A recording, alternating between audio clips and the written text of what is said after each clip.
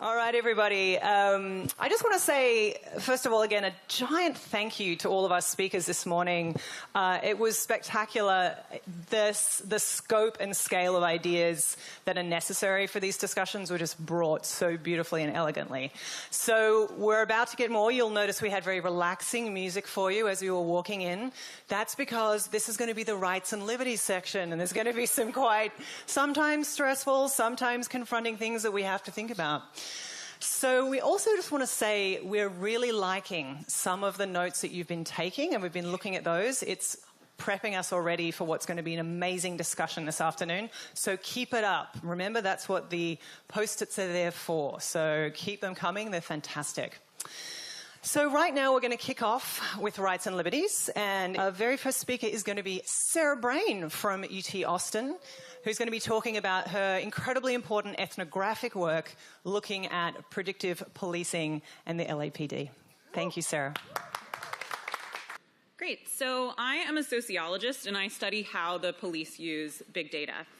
As Kate mentioned, I spent a couple of years doing fieldwork with the Los Angeles Police Department, and in many ways they're a department that's sort of on the front lines of the use of big data and predictive analytics. This is a photo I took inside the Real-Time Crime Analysis Center, which is kind of like the Situation Room in downtown LA. So today I'm going to talk about two kinds of data-driven surveillance. The first is dragnet surveillance, and the second is directed surveillance. So dragnet surveillance refers to tools that gather information on everyone rather than merely individuals under suspicion. One example of a dragnet surveillance tool is the automatic license plate reader, or ALPR. So ALPRs are cameras that are mounted on top of cop cars, and there's some static cameras at intersections or other locations, and they take two photos of every car that passes through their line of vision, one of the vehicle, one of the license plate, and then it records the time, date, and geo-coordinates.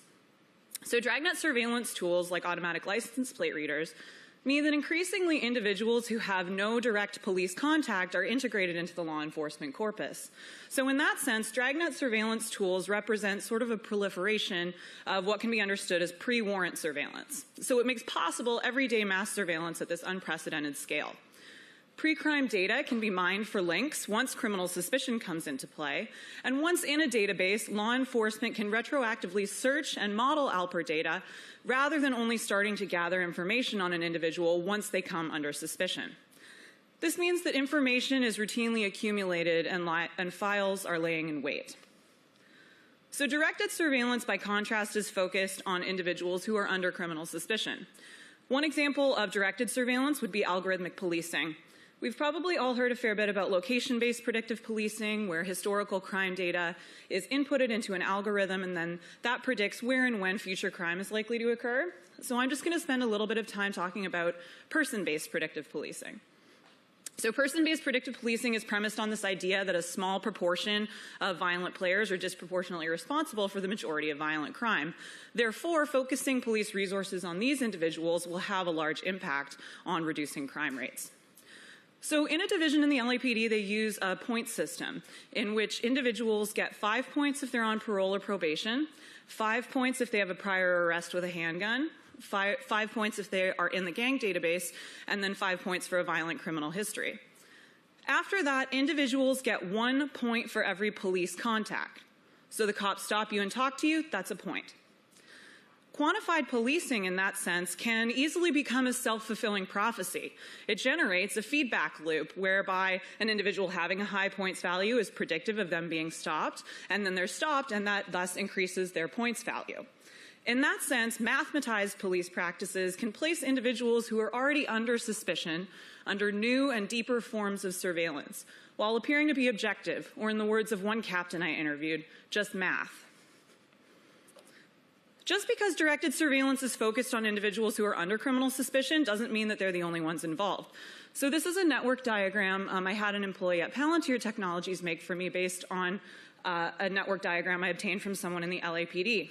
This person in the middle, this like Carmen Sandiego person, is someone with direct police contact. Radiating out from that individual are all types of entities that he or she is related to.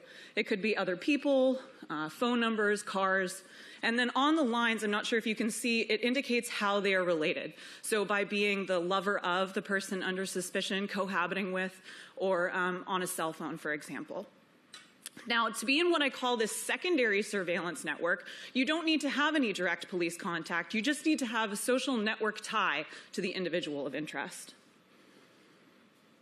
Any one new surveillance technology on its own might not be particularly consequential, but the combinatorial power of using the person-based point system in conjunction with automatic license plate reader data, in conjunction with network models, can grant authorities a level of insight into individuals' lives that would historically have constituted a Fourth Amendment search and thus required a warrant.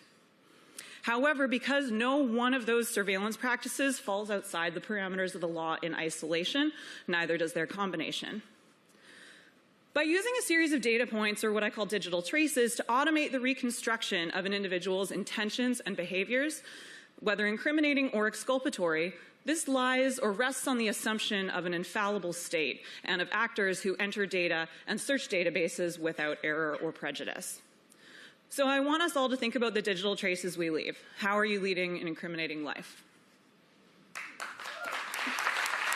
Thank you. Thanks so much, Sarah. Really important work.